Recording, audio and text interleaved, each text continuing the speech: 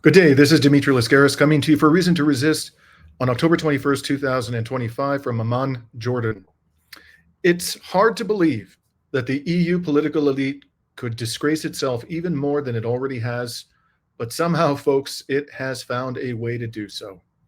Today, EU foreign policy honcho Kaja Kallas announced that in light of the so-called peace deal in Gaza, the EU would pause, that's the word she used, its efforts to suspend preferential trade with Israel and sanctions against people responsible for fueling the conflict. Again, those are her words. To grasp just how depraved this decision is, we need to examine recent developments in the Gaza Strip. Today, the Palestinian Ministry of Health in Gaza provided an update on the overall death toll in the devastated Gaza Strip. And here you see a summary of its report on the Resistance News Network Telegram channel. It announced that 13 martyrs, including 7 due to direct targeting by the occupation and 6 recovered from the rubble, and 8 injuries have arrived at Gaza Strip hospitals in the prior 24 hours. A number of the victims, it said, were still under the rubble and on the roads as ambulance and civil defense crews were unable to reach them until now. The toll of the Israeli aggression from October 7th, 2023 to the current time, this is the number of persons dead and wounded it has been able to count, is now up to 68,229 martyrs and 170,369. Together, that is well in excess of 10% of the pre-October 7th population of the Gaza Strip.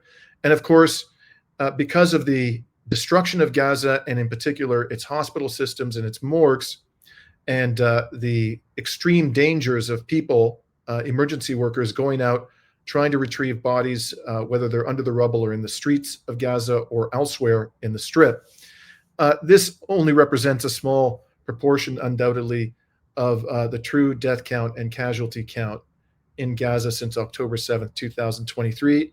And then, of course, there are the indirect deaths, which, as the Lancet has explained many months ago, are likely to be well in excess of those who have been killed and wounded directly.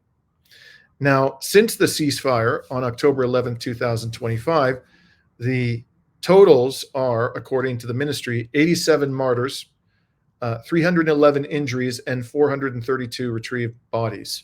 15 unidentified bodies held by the occupation were received within the past 24 hours, raising the total number of bodies received from the occupation to 165. And I'm going to have more rather disturbing news about those bodies in a few moments' time.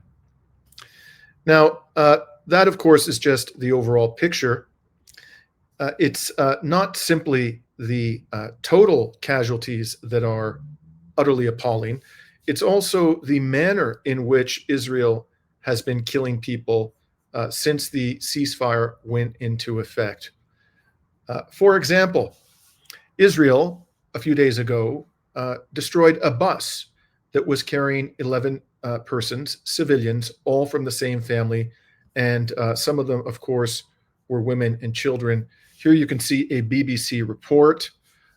Notice the headline of this article. This is typical for the disgusting BBC. It refers to the civil defense in Gaza as being Hamas run, as though Hamas fighters are somehow running the organization. You know, these are emergency workers. The fact that Hamas is the government doesn't mean that we should discount or disbelieve what they're telling us about what they're seeing and experiencing with their own eyes. And obviously, this formulation, Hamas run, which you see in many other Western corporate media outlets and have been seen for years, is designed to cast serious doubt upon what we are hearing from the Gaza Strip, which, of course, cannot be corroborated by the international media because Israel won't allow the international media into the Gaza Strip. Now, according to the BBC, Israel justified the massacre on the basis that a bus carrying 11 unarmed civilians posed a threat to Israel's heavily armed soldiers who are protected by flak jackets, helmets, tanks, drones, exploding robots, F-35s, you name it. And here's more from the article discussing what exactly the genocidal military offered as a pretext for the murder of these 11 civilians, all from the same family. So the BBC reports that according to the genocidal military of Israel, a, quote, suspicious vehicle was identified crossing the yellow line and approaching troops operating in northern Gaza Strip on Friday, prompting it to fire warning shots towards the vehicle. It said the vehicle continued to approach the troops in a way that caused an imminent threat to them. What does that mean? Was it accelerating towards the troops? Are we to believe that it actually engaged in some kind of unusual activity that caused these heavily armed baby killers to feel threatened? The IDF, it says, the BBC, has warned Palestinians from entering areas in Gaza still under its control. Let's recall, I've said this many times, it bears repeating, that the occupation of the Gaza Strip, whatever the ceasefire agreement says, is illegal. So held the International Court of Justice last year when it said Israel was obliged to withdraw from the Gaza Strip and end its occupation of the Gaza Strip as quickly as humanly possible. Israel, of course, has shown the ICJ yet again the middle finger of the state. Now, with limited internet access, the BBC says, many Palestinians do not know the position of Israeli troops as the yellow demarcation line is not physically marked, and it's unclear if the area where the bus was traveling did cross it. The BBC has asked the Israeli military for coordinates of the incident, and there's no indication that I've seen that these mass murderers have provided the coordinates to the Israel-friendly BBC. But here's the kicker. According to the BBC, Israeli defense minister, as they call him, Israel Katz, said on Friday the army would set up visual signs to indicate the location of the line, which is a clear, albeit implicit, admission that at the moment those 11 family members were murdered, there were no visual signs demarcating this entirely illegitimate yellow line.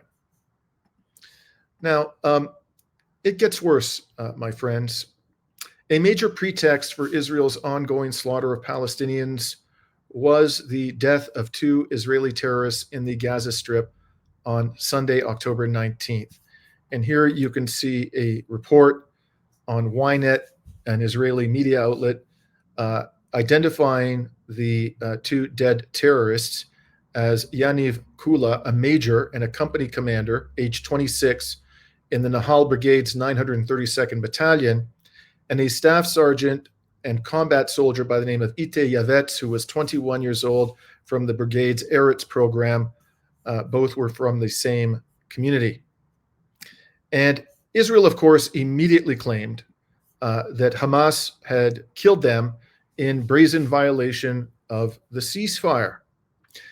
For its part, resistance groups in Gaza flatly denied killing these 2 Israeli terrorists. But frankly, given Israel's daily killing of civilians since the ceasefire agreement was signed, the resistance would have been perfectly justified in retaliating and attacking these baby killers. Now, who's telling the truth about these Israeli casualties? Well, hours after these deaths broke, Ryan Grimm of Dropsite News reported that according to a source familiar with the matter, the deaths of these terrorists were accidental. And here you can see a post that Ryan put out shortly after this news broke. And in it, he says he was told by a source familiar with the matter that the White House and Pentagon knew that the incident was caused by an Israeli settler bulldozer running over unexploded ordnance. And of course, that's all over Gaza, contradicting Netanyahu's claim that Hamas had popped up from tunnels. After Netanyahu said he was blocking all aid from entering Gaza in response and unleashed a bombing campaign, the administration conveyed to Israel that they know what happened. Netanyahu then announced he would reopen the crossings in a few hours. Then there was more news. Trump appeared before the media shortly after that to say that the 2 Israeli terrorists had been killed not by Hamas fighters, but by rebels. And here you can see a report. This was in the Times of Israel. The headline being, Trump says rebels stage deadly attack on IDF troops in Gaza. Note how the Times of Israel shows its skepticism by putting quotation marks around rebels, and then accuses the Donald, the most pro-Israel president of all time, of echoing a Hamas claim. In fact, I put it to you, my friends, what is more likely to be happening here when the Donald said that rebels did this is that the Donald did in fact know that this was an accident, that a bulldozer had run over unexploded ordnance and killed these two terrorists. But he didn't want to make Netanyahu look like the liar that he is. And so he came up with some muddled story about rebels so that Netanyahu could say, well, this was just an honest mistake on my part. I just assumed they were Hamas. At the end of the day, whether or not Trump is telling the truth, Netanyahu is telling the truth, the resistance is telling the truth, I repeat, in light of Israel's relentless violations of this ceasefire, the resistance would have been entirely justified in attacking these troops and this settler bulldozer. Now, Israel has violated the ceasefire not only by continuing to murder Palestinian civilians, but also by ignoring its extremely important commitments regarding humanitarian aid. And here you can see a report from the Resistance News Network. This comes from the resistance groups in Gaza. They say that the agreement signed on October 11th, I think it was, requires the entry of sufficient humanitarian and food aid as per the January 19th, 2025 understanding. That is the first ceasefire agreement concluded under the second Trump administration, which Israel predictably tore up in March when it began to starve the civilian population of Gaza and refused, as required, to withdraw its troops from Rafah.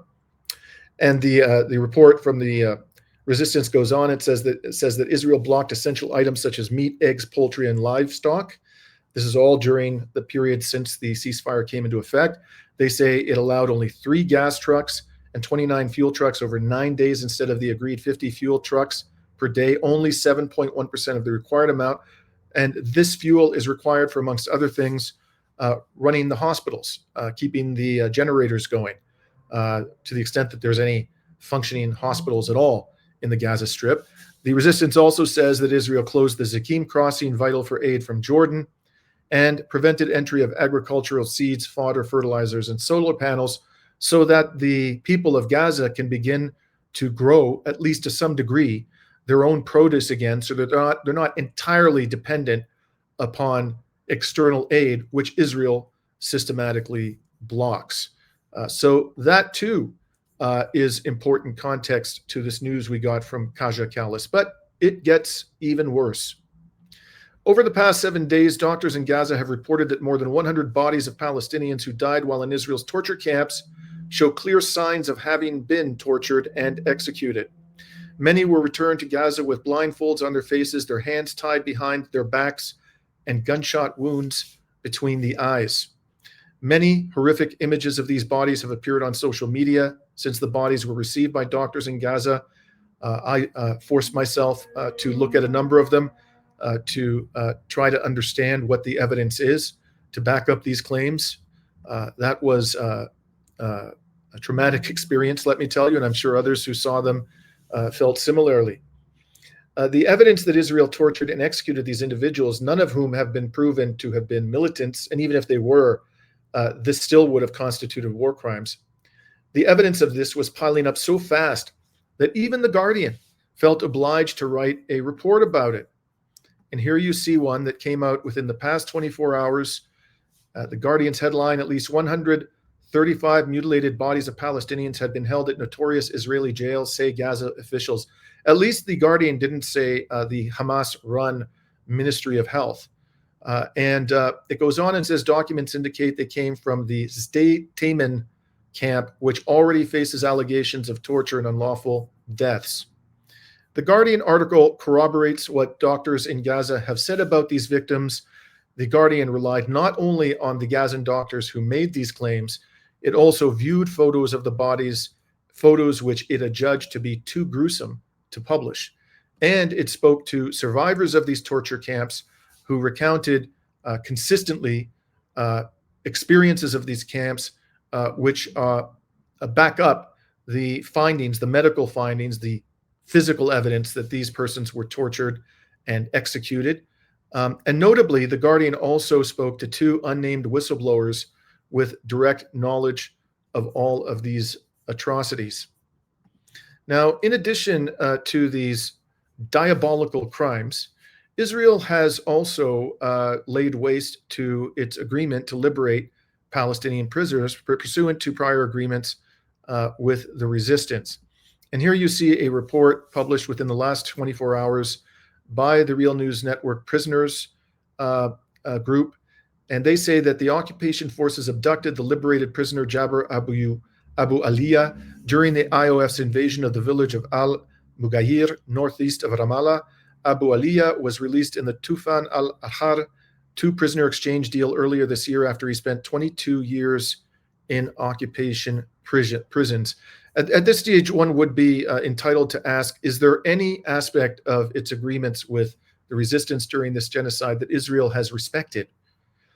So all of this is the gruesome and treacherous context in which Kaja Kallas announced that the EU would pause its pathetically weak sanctions on Israel and its most extreme ministers. And I want to show you another report in The Guardian came out today about this announcement.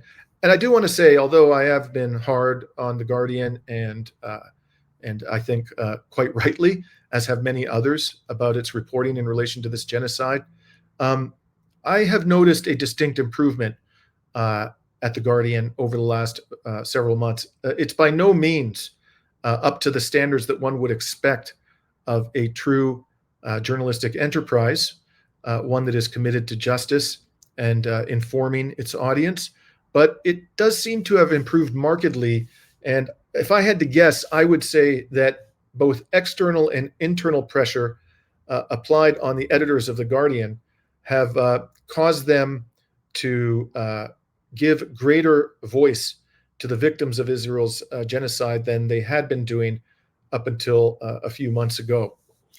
In any case, this article reports that according to Kaja Kallas, at a meeting of EU foreign ministers on Monday, the European foreign policy chief announced a pause on efforts to suspend preferential trade with Israel and sanctions against people responsible for fueling the conflict on both sides. Now, just pause there. When they say fueling the conflict on both sides, that she's adverting there to the fact that on September 16th, when they announced the suspension of preferential terms for trading with Israel and the EU, they also imposed sanctions on Hamas, as if the EU had not already sanctioned the hell out of all of the armed resistance groups in the Gaza Strip. Obviously, that was done not because it was going to make a difference on the ground, but simply because the EU wanted to placate the Zionist lobby, the US government, and its rabid Israeli attack dog. Now, Kallas says that the context had changed since the measures were proposed last month. I underlined the word proposed. I'll talk about that in a second. And then she said, noting divergent views, that ministers had agreed, quote, "We don't move with the measures now, but we don't take them off the table either because the situation is fragile." What does she mean by, we don't take them off the table? Israel doesn't give a damn about threats unless they are actually carried out and the measures taken cause real consequences, real pain to the genocidal entity or its leaders. Putting them on the table is absolutely ineffectual. Israel doesn't give a damn about, some foreign policy honcho in the EU or some president or prime minister of some EU country saying that these sanctions remain on the table. And the other part of this statement that I find so offensive is this notion that the situation is fragile. When they say fragile, Western politicians, in relation to the ceasefire in Gaza, what they mean, that's code for Israel is crapping all over the ceasefire and the resistance and the oppressed population are respecting it. That's what they mean by fragile. It only ceases to be fragile and becomes a broken ceasefire when the resistance or the oppressed population in some manner retaliate and impose a real cost on the genocidal entity for its relentless violations of its ceasefire agreements. And then finally, The Guardian says two people who work for the EU in senior roles, speaking separately, criticized the decision not to move forward with the sanctions. If those two people happen to be listening to me, I say to you that if you really had integrity, you would come out, you would say who you are, and you would resign, because this is absolutely and utterly disgraceful. So, in order to really understand the full extent here of the depravity of this announcement, I suggest that we compare the sanctions that were proposed. And when they say proposed, I take that to mean that the sanctions actually never came into effect. If they did come into effect, they were in effect for no more than 5 weeks, because, as I say, the decision to make them or to implement them happened around September 16th. But I suspect they actually never came into effect, or if they were formally in effect, there was little to no enforcement of them, and this was all just more kabuki theater. In any event, let's go now and let's take a look at what they proposed on September 16th and compare it to what the EU has done in response to Russia's invasion of Ukraine. Let's note, first of all, that the proposed sanctions did not extend to all the ministers in Netanyahu's criminal cabinet, but only to those characterized by the EU as extremist. Perhaps Kaja Kallas could explain to us which of Netanyahu's ministers is not extremist. All indications are that every single member of Netanyahu's cabinet supported Israel's genocidal war on the people of Gaza, and lustily so, for the entire time that it's been going on. There are simply no moderates in Netanyahu's cabinet, and if Kaja Kallas thinks there are, it behooves her to tell us which of them are moderates. She's never identified a single moderate, a non-extremist in Netanyahu's cabinet, because there are none. So why didn't the EU sanction all of them? It has not even sanctioned Netanyahu and Gallant, despite the ICC indictments against them for crimes against humanity, including the crime of extermination. In the case of Russia, the sanctions were all over the place. What did they not sanction? Whom did they not sanction in the Russian Federation? Few, if any, officials escaped the wrath of the EU after the Russian Federation invaded Ukraine in February of 2022.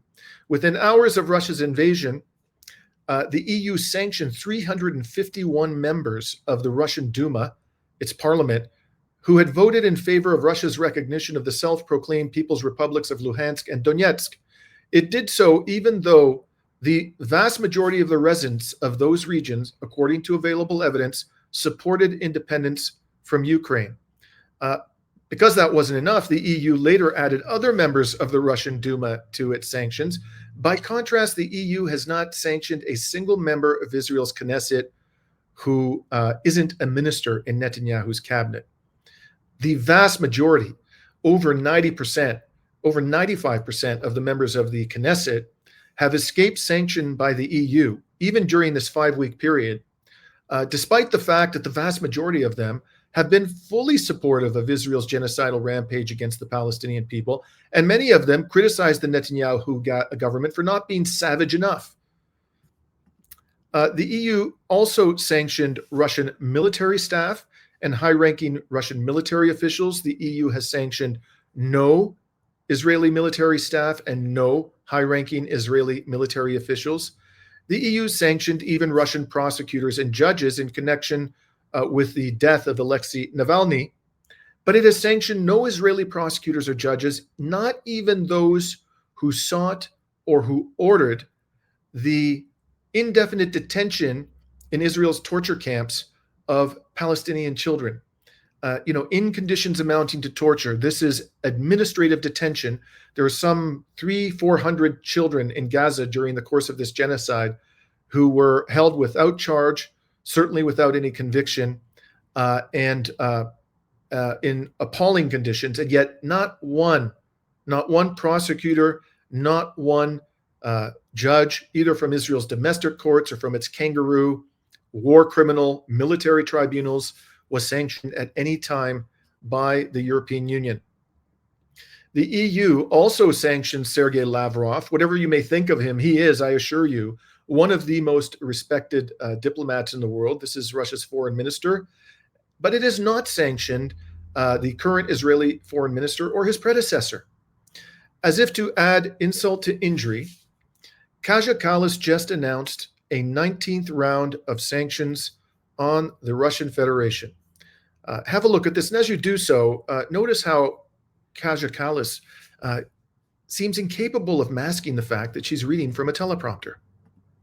Primary source of income to finance this illegal war is still energy exports, which is why we propose a full prohibition of Russian LNG imports by January 2027 and expanding sanctions on Russia's shadow fleet, including 121 new vessels and its enablers. These new sanctions will also squeeze Russia's access to technologies including AI and geospatial data, as well as critical resources that feed weapons production. To sum it all up, my friends, the EU is ratcheting up its vast and unprecedented sanctions on Russia at the very moment that it is pausing its laughable sanctions on Israel, sanctions, moreover, that appear never to have gone into effect. And it is doing so even though Israel continues to commit genocide with total impunity. It's for all these reasons that Kaja Kallas has richly earned the title of the Genocide Queen. This is Dimitri Lascaris coming to you from Amman, Jordan on October 21st, 2025.